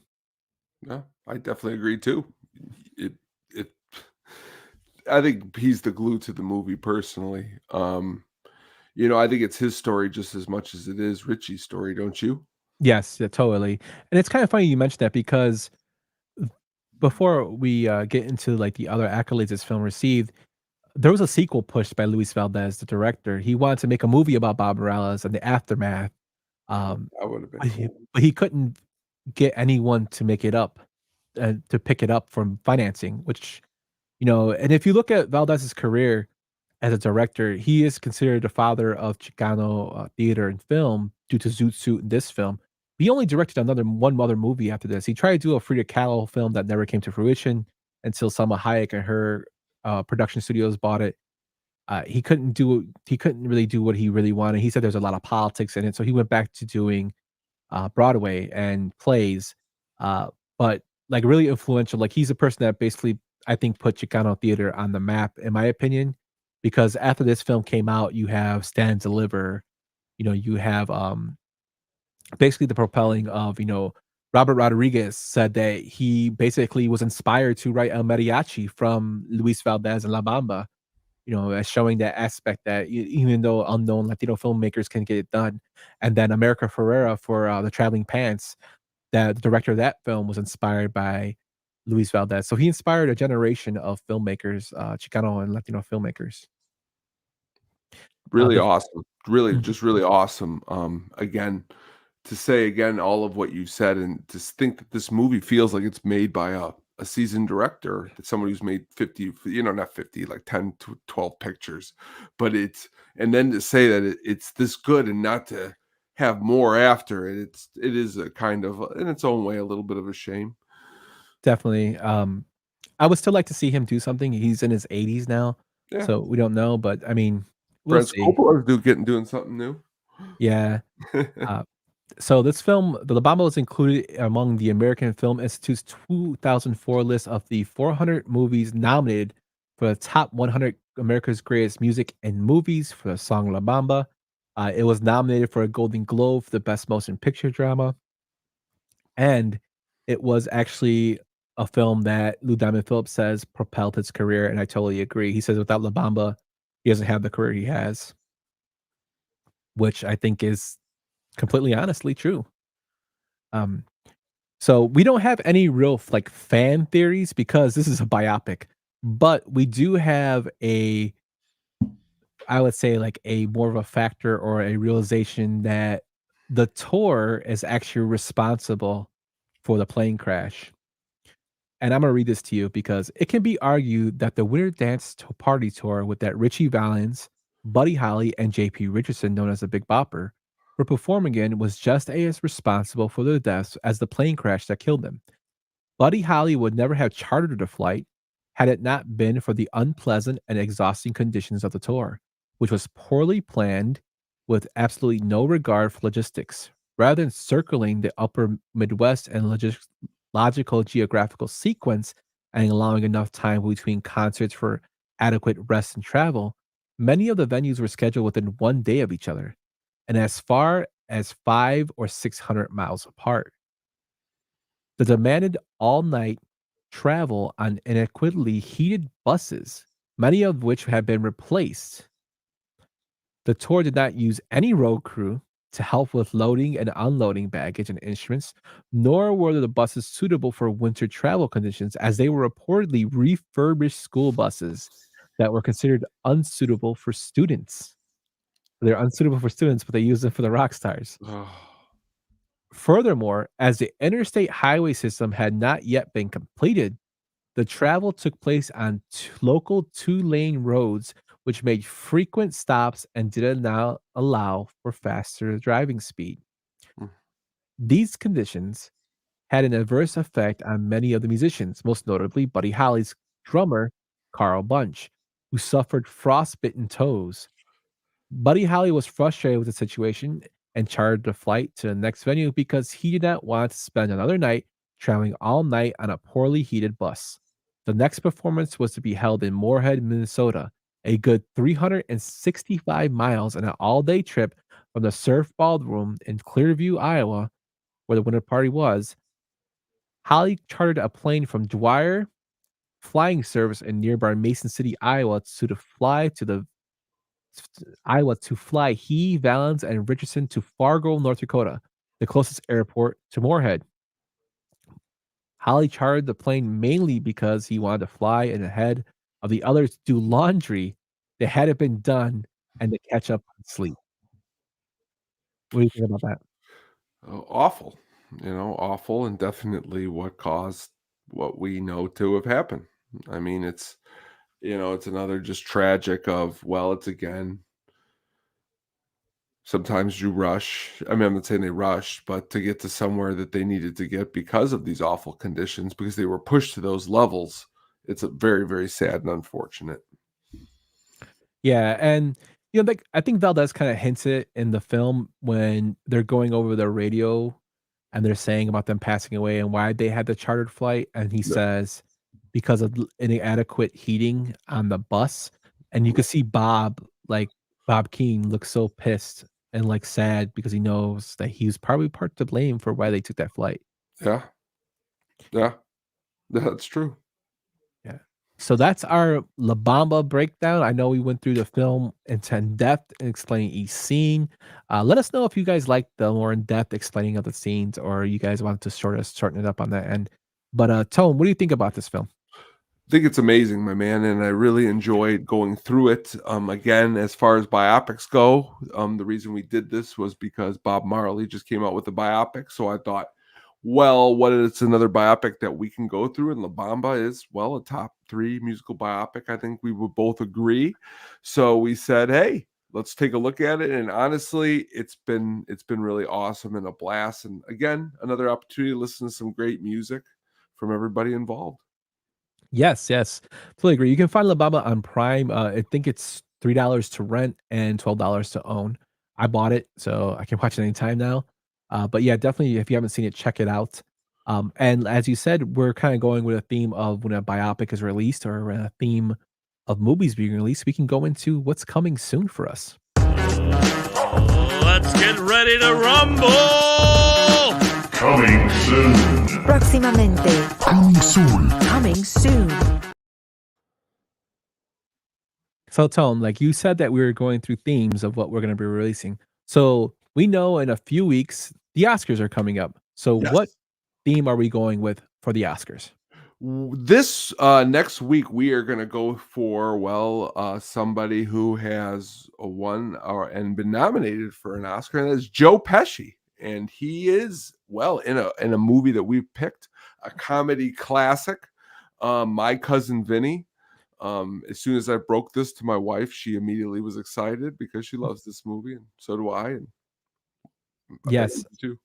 Marissa Tomei actually won the Best Supporting Actress for this film. There you go. There's a little bit better. There we go. Did Pesci even win an Oscar? Or was I wrong on that? Yeah, actually he did. He won. So, giving away a little trivia, he won for Goodfellas. Oh, that's right. And when he won for Goodfellas, he actually brought the Oscar on set of My Cousin Vinny to show the other cast. Look at that, folks. We're gonna have more of that next week. That's what's amazing. Yeah. So one of my favorite films, growing up, Ralph Macchio's in this film. Also Herman Munster. Gonna be good. Love Herman Munster. For great film. Really looking forward to doing a deep dive and finding out about the development of this film.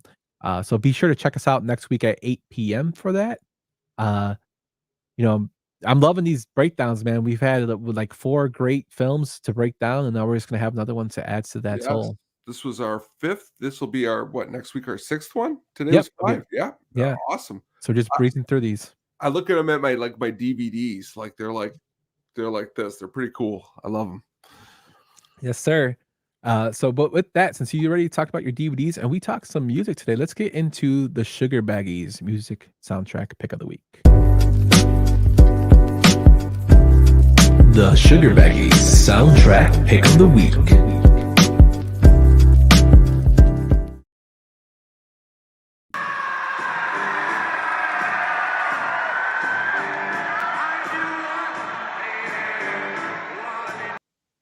We had such a friendly show tonight that we're not going to get into the much debate of the Doors movie and Oliver Stone and all of that.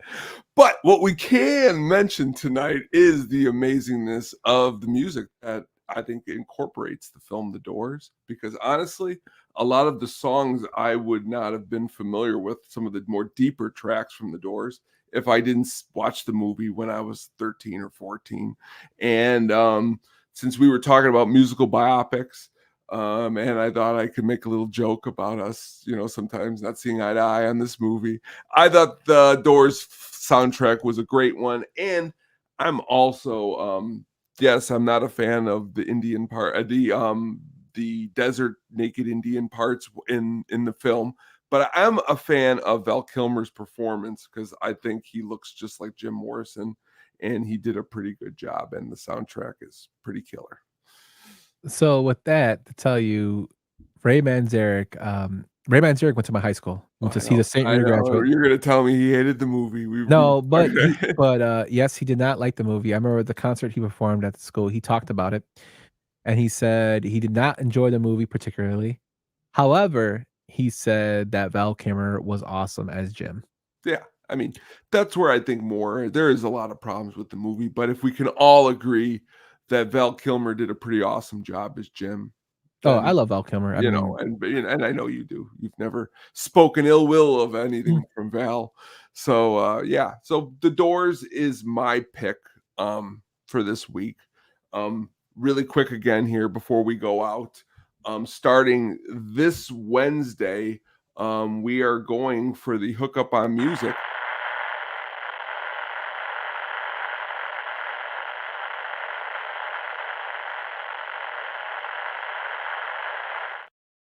We're going to be live going Wednesdays at 7 p.m. going forward.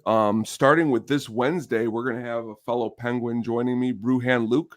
He's going to be reaching into his vinyl collection, and he's got something big and cool planned for us. And then the following week, we have a huge announcement for the huge guest, but we are just not ready to announce it just yet. Nice. It will be coming up, but I just want to let everyone know, please tune in Wednesday. To get yourself pre-prepped for our My Cousin Vinny, which will be amazing. Yes. Be sure to check out the Hookup on Music. Tony does a great job with it. Tony, I know I told you this privately, but publicly I want to let you know, everybody knows my computer I had to take my computer for some repair and get it upgraded. I haven't gotten it back yet, so I'm doing it from my old MacBook. Tony's been like a really big help. He actually helped with the sound for this review. He's been killing it on, X, getting out us more followers, interacting with our community. And he's been killing it with his viewing Hollywood Stories, which you can watch on our YouTube channel. They're 2-minute little things. He just released one about Billy Zane, and he just had one earlier about the great what was his name? I can't think of his name. I'm just thinking of his. I can see his, Powers Booth. Powers Booth. Yes, Powers Booth. I can see his face. Yes, I can see in Tom Savini. All great little 2-3 minute videos that give a little interview into it. And he's also been doing some toy reviews. He just did one for He-Man, which made me laugh because there's a bunch of He-Man clips in there. The like the bat symbol went out, and it was like, we got to come up with some more fun stuff. And it was like, honestly, I have this huge Little Tykes toy box just filled with toys from when I was a kid that I got, and it's awesome because I could close my eyes and reach in there, and I'll get anything from a wrestling figure to Thundercats to a He-Man. It's pretty cool. Yeah, it's awesome. So shout out to you, Tone, for doing an excellent job. You've been really, really helping me. And I really enjoy doing the show with you too. We fuel each other. Last week we had an amazing lunch, and just spending time and getting to talk these movies with you, my man, is definitely a pleasure. So thank you so much. Yeah, thank you so much, my man. And thank you, everybody, for watching and listening. Thank you for everybody who interacts with us on Twitter. Be sure to check us out at statisticpenguinstudios.com for blogs, our videos, and old podcasts. Check out It's Getting Drafty in here. Brian's going to be doing a show on Sunday, a special Sunday show. I believe the start time is at 8 o'clock. He's going to be doing worst wrestling gimmicks show. So he's going to have the great comic punk guy, fellow Penguin comic guy, Shankster, a big supporter of our show, and the Penguins, another great guy. And he's also going to, I believe, have Dougie Fresh of the Bums, another great supporter and a funny guy. So be sure to check that out on Sunday. And again, check out Tony's the Hookup on Music, because he does an excellent job with that. With that, my friends, you guys have a great night, and we will be seeing you next week for a review of My Cousin Vinny. Can't get enough of that song, my man. We will see you all next week for My Cousin Vinny. Take care. Take it easy. Thanks for listening to the At the Show podcast, a Sadistic Penguin Studios production. Game over, man. It's game over. What the fuck are we gonna do now? What are we gonna do? Maybe we could build a fire, sing a couple of songs, huh? Why don't we try that?